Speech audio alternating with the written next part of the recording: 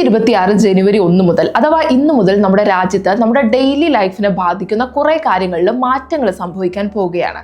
ശമ്പളം മുതൽ ഗ്യാസിന്റെ വിലയിൽ വരെ മാറ്റങ്ങൾ ഉണ്ടാകും.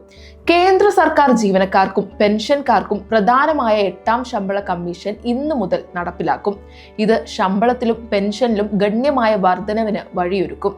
സാമ്പത്തിക മേഖലയിൽ ക്രെഡിറ്റ് സ്കോറുകൾ ഓരോ 14 ദിവസത്തിലും അപ്ഡേറ്റ് ചെയ്യണമെന്ന RBI നിർദ്ദേശം നിലവിൽ വരുന്നതോടെ വായ്പാ നടപടികൾ കൂടുതൽ വേഗത്തിലാക്കും.